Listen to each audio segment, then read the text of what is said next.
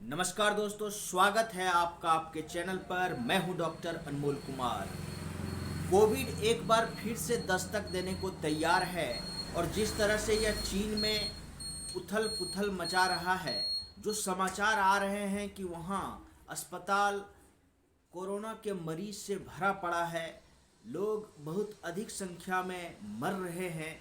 यह जो संक्रमण काल फिर से शुरू हो गया है और यह निगलने को तैयार है, इसके लिए हमें फिर से तैयार रहने की ज़रूरत है, सतर्क हो जाने की ज़रूरत है।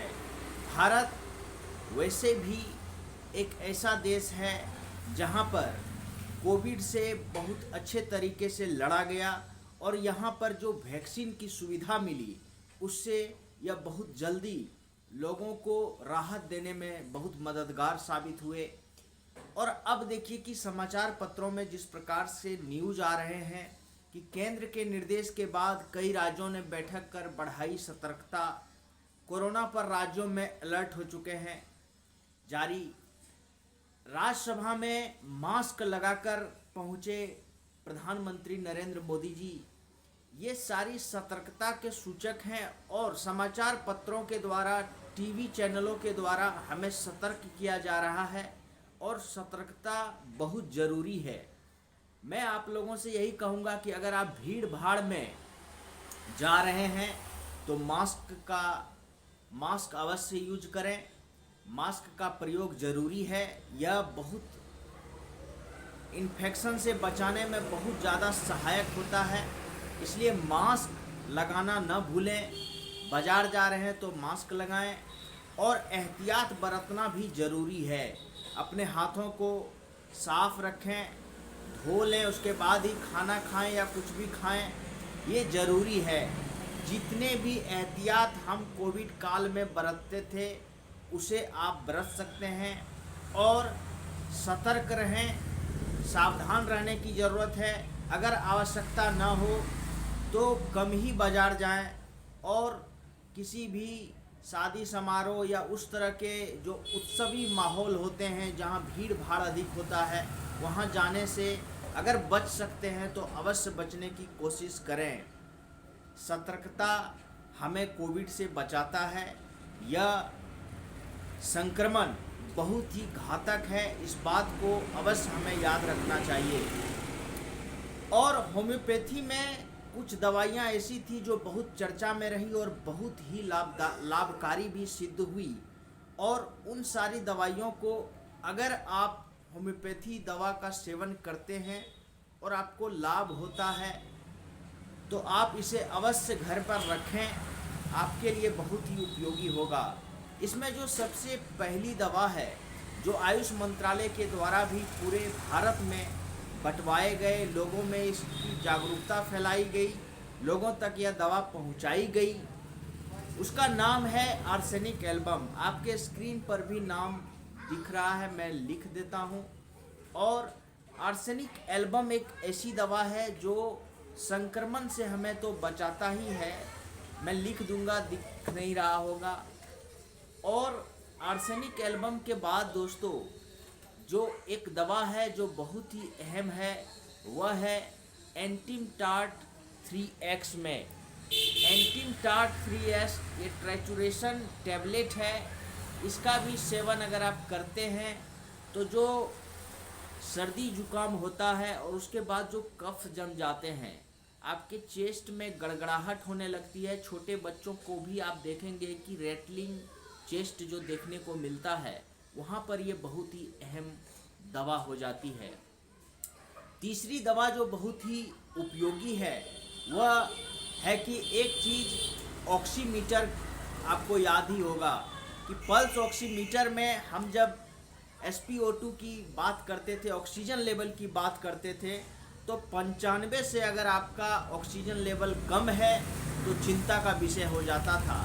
यह अलग बात है कि जो क्रॉनिक लंग डिजीज से परेशान है, जैसे COPD हो गया, जिसमें क्रॉनिक ब्रोंकाइटिस भी देखने को मिलते हैं, जो निमोनिया के पेशेंट हैं, निमोनिक पेशेंट में भी अगर यह 90 से लेकर के 95 के बीच में रहता है तो उसे नॉर्मल माना जा सकता है, जो COPD से ग्रसित हैं।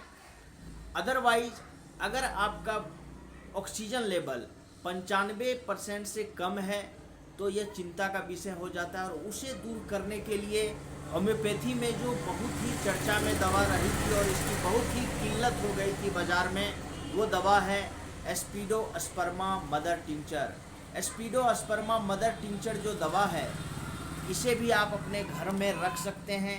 इससे आपको बहुत ज़्यादा लाभ होता है। ऑक्सीजन लेवल को बढ़ाने में यह दवा सहायक है और यह लंग कैपेसिटी को भी बढ़ा देता है और आपके शरीर में यह ऑक्सीजन की मात्रा की भरपाई कर देता है। इसलिए इस दवा को भी आप अपने घर में अभी से ही लेकर रख सकते हैं, जिससे कि किसी भी तरह की संक्रमण की स्थिति हो या उस तरह का किसी भी तरह का आपको दिक्कत हो तो आप इसका प्रयोग करके लाभ उठा सकते हैं।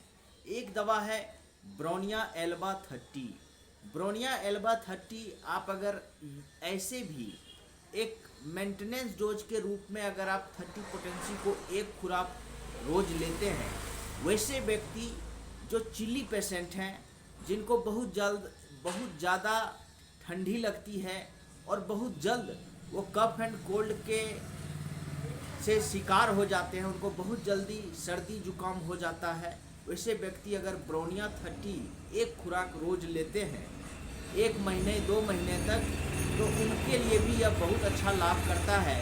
क्योंकि ब्रोनिया एल्बा जो है हमारे पूरे रेस्पिरेटरी ऑर्गन्स पर बहुत अच्छा लाभ पहुंचाता है और यह लंग्स को मजबूती भी प्रदान करता है। आपको सांस लेने में जो तकलीफ होगी उसे भी यह दूर कर देती है। दोस्तों, एक दवा और है, वो है सैम्ब्यूकस निग्रा। जो ऑब्स्ट्रक्शन हो जाते हैं, आप देखेंगे कि सांस लेने में जो तकलीफ होती है, इनहेल हम नहीं कर पाते हैं, आप देखेंगे कि नेसल ब्लॉकेज हो जाते हैं छोटे बच्चों में भी और बड़े में। यह मुख्य रूप से जो एलर्जिक रिनाइटिस हो जाता है और उसके बाद जो नाक जाम हो जाता है, नाक बंद हो जाता है, उसमें सैम्ब्यूकस निग्रा 200 आप 5-5 बूंद सुबह शाम 2 बार लेंगे तो बहुत लाभ करेगा। इन सारी औषधियों के अलावे और बहुत सारी दवाइयाँ होम्योपैथी में हैं, जिसका कि आप प्रयोग डॉक्टर के निर्देशानुसार कर सकते हैं। लेकिन एहतियात के तौर पर अगर आप इन 5 दवाओं को घर पर रखते हैं तो आपको बहुत लाभ होगा और आप संक्रमण से बचने के लिए जो एहतियात हैं कोविड के, उसे अवश्य अपनाएं तो आपको और भी ज़्यादा लाभ होगा। और दोस्तों, इसमें जो काढ़ा पीने की बात है, आप काली तुलसी को लौंग मिलाकर, अदरक को मिलाकर, काली तुलसी, अदरक, लौंग, इन तीनों को मिलाकर भी अगर आप इसका काढ़ा बनाकर पीते हैं, काढ़ा को 15 दिन तक ही पीना है। यह नहीं कि आप महीनों 6 महीना तक लगातार पीते रहेंगे, ऐसा नहीं है। 15 दिनों तक आप इस काढ़े को पिएं तो आपका इम्यून सिस्टम मजबूत हो जाता है। इस काढ़े को आप जो है 15 दिन तक ही पिएं और अगर बहुत ज़रूरत पड़े तो बीच में 15 दिन छोड़ के 1 सप्ताह कम से कम अवश्य छोड़कर फिर 15 दिन ही पिएं।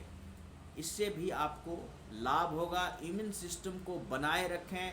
हरी सब्जियां, सीजनल फ्रूट्स, ड्राई फ्रूट्स का सेवन करें, अच्छे से रहें, सेहतमंद रहें। धन्यवाद।